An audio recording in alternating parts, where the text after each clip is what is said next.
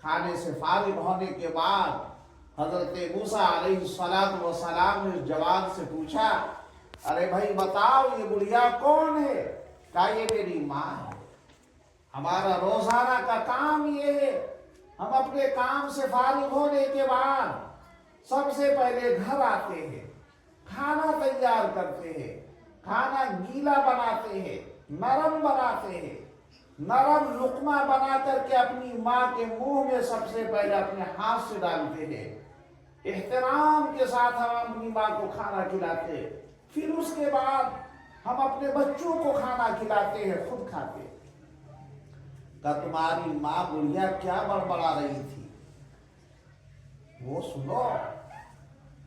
हजरत मूसा अलैहिस्सलातु वस्सलाम के सवाल के जवाब पर उस जवान ने कहा, आज नहीं जमाने से मेरी माँ को जब जब मैंने खाना खिलाने के लिए ये काम किया, हमारी माँ खाना खाने के दौरान दुआ देती है, जा बेटा तेरा हश्र मूसा अलैहिस्सलातु वस्सलाम के साथ अल्लाह ताला क़यामत में बना देगा और जन्नत में हजरत मूसा अलैहिस्सलातु वस्सलाम के साथ तुमको अल्लाह तबारक व तआला जगह अता फरमाएगा। हजरत मूसा अलैहिस्सलातु वस्सलाम सामने क्या करना चाहते हैं? हम माँ है, माँ की कदर करो। बाप है, बाप के साथ इज्जत के साथ पेश आओ। बूढ़े बाप है, जाओ पैर दबाओ। आज का जवान बाप को सलाम करने में शर्म महसूस करता है। दोस्त के पास जाए तो सलाम करेगा, मुफ्ती साहब के पास जाए तो सलाम और मुसाफा करेगा।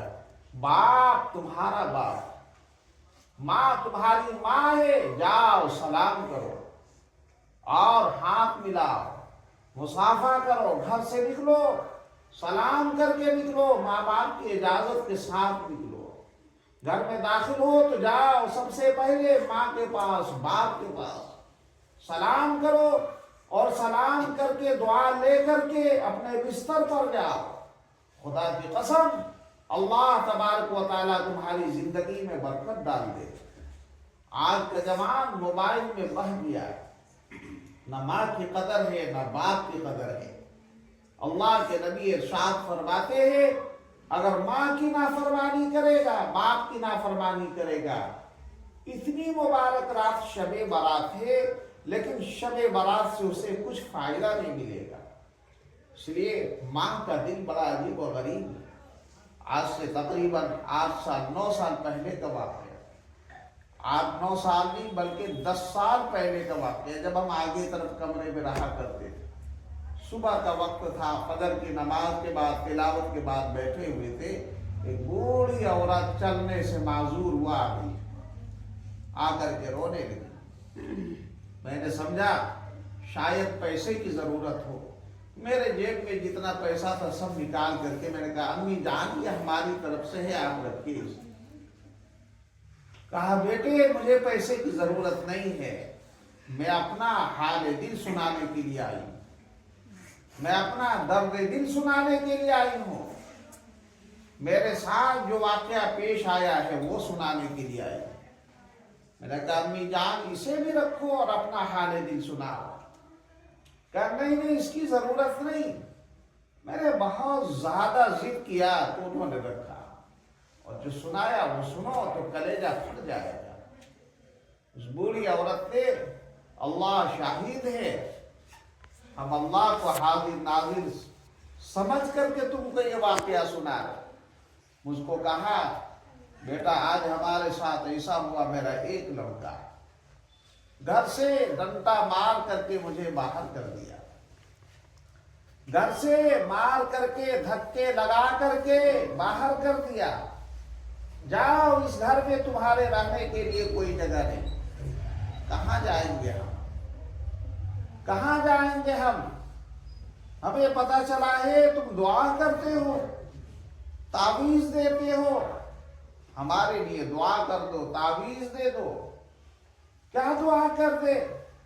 दुआ कर दो, हमारा एक लड़का है, मेरा सोना है वो, मेरा दिल का टुकड़ा है वो, मेरी जान है वो, सुधर जाए, वो ठीक हो जाए।